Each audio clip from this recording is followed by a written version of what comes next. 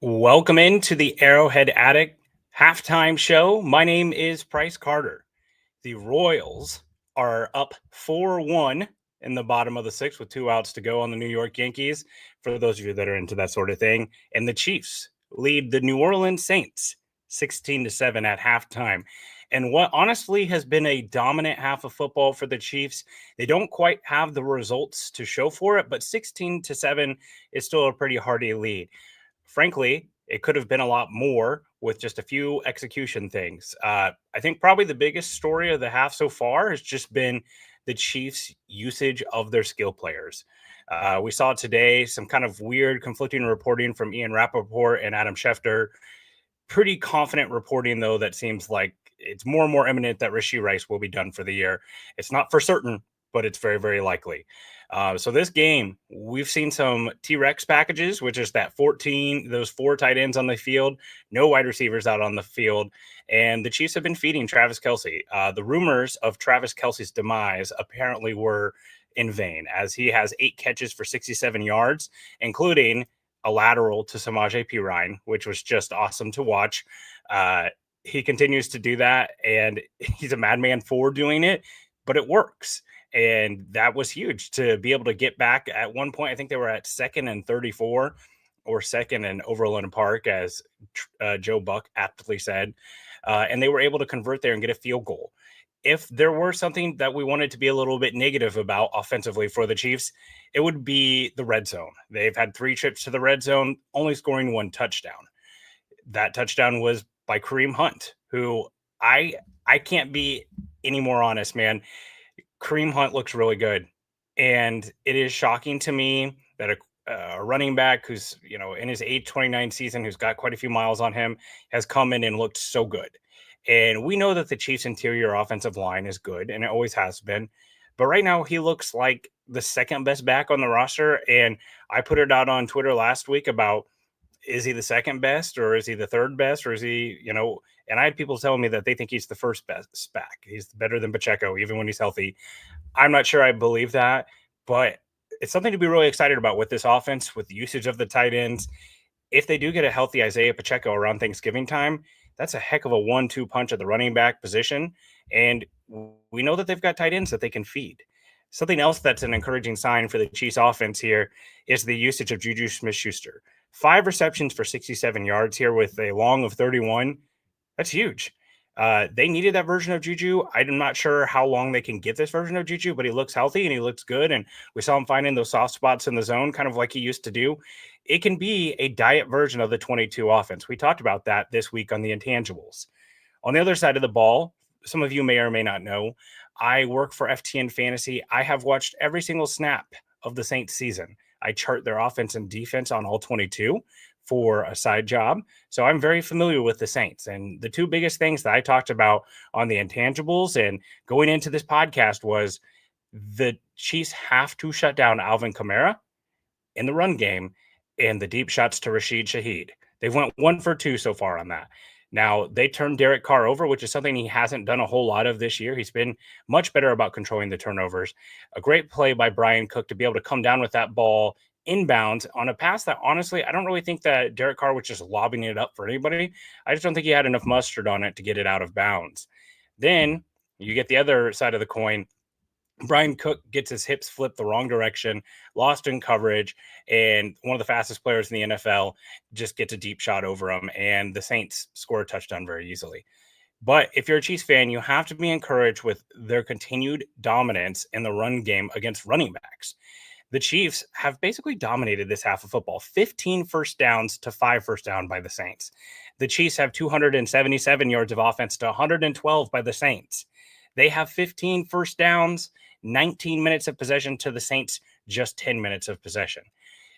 They appear to be getting some decent pressure on Derek Carr, and that's been a nice development too.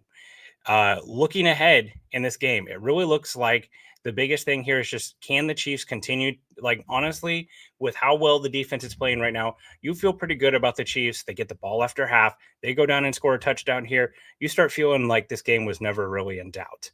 If we want to be maybe a little negative for a second, I think one thing that has been a little surprising is just, I expect a little bit more out of Chris Jones in this game. Maybe that's coming, but the interior offensive line for the Saints is very dinged up.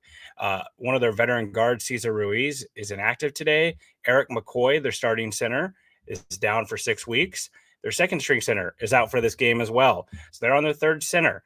Their right tackle, who was supposed to start the season, Ryan Ramczyk, he's out for the season. They've got Trevor Penning, who's been a perennial disappointment, and a rookie left tackle, and Talisa Fawunga, who was out of Oregon State. He's looked good, but I would have liked to see a little bit more pressure from the defense. Again, maybe that's coming, but overall, a lot to be really positive about. You like to see the Chiefs come out in second half and continue to maybe stretch the field a little bit. That's something that I've come away with here too. Is it seems like the Chiefs, they just took out that 2014 Chiefs playbook and blew the dust off of it. That's the season that they didn't score a touchdown to a wide receiver, and it feels like they've been doing that a lot. We saw the deep shot to Xavier Worthy really open up the game last week against the Chargers, and they've seemed to kind of go away from that. And I don't know if that's a pressure thing. I've seen here in the chat, people are talking about the tackle play. It continues to be an issue. Jawan Taylor's penalties have reared their ugly head again. And between Wanya Morris and a few snaps of Kingsley Suamataia, Chase Young's gotten him a little bit. This is something to monitor too.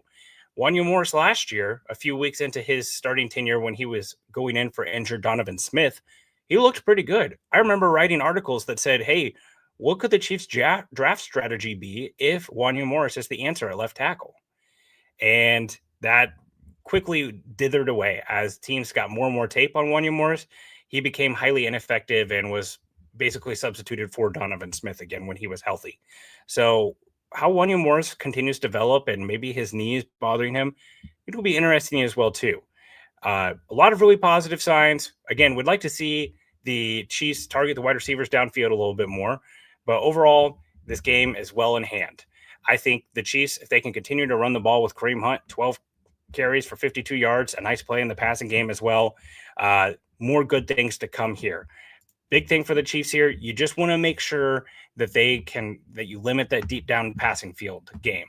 Rashid Shaheed's already gotten one. Chris Olave's been silent. Trent McDuffie has been shadowing him here.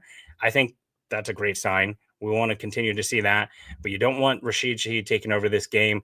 Also, something that's been kind of subtly quiet the last 2 weeks has been Chiefs have gotten much better against the tight ends. I don't know if that was Justin Reed just working off some rust from training camp and the injury he had. Maybe it's Nick Bolton. That's, same thing where he's working off some of that rust. But Juwan Johnson is a pretty good tight end. Like, he's a good receiving option. Foster Monroe is their blocking tight end. He plays a ton too. But Juwan Johnson has been held very quiet in this game. So Chiefs defense really putting the clamps on Derek Carr. It's looking a lot like Raiders Derek Carr and Arrowhead all over again, as he's already turned over the ball and down quite a bit. Chiefs, once again, they lead 16-7 at half. We've got the Royals up 4-1 in the top of the seventh with a runner on first, one out. Bobby Witt Jr. at the plate.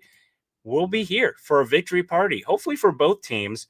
I tell you what, it's going to be a heck of a victory party if we've got 2 W's and the Royals coming back to town with a 1-1 lead. I bet we probably see some Chiefs players out there too, as they'll be on their bye week. Chiefs have a chance to really take a big jump start in the AFC. Be the only undefeated team in the AFC. You had the Bills lose this week. You had the Ravens, and the Bengals, they're kind of falling out. There's a lot of teams that had an opportunity here to take advantage of the Chiefs being injured. And instead, the Chiefs have a chance to go into the bye week with a undefeated record. That's going to be it for us for halftime. Please join us for the post-game show. I'll be there along with Patrick Allen. And go Chiefs, go Royals. We'll see you at halftime at the end.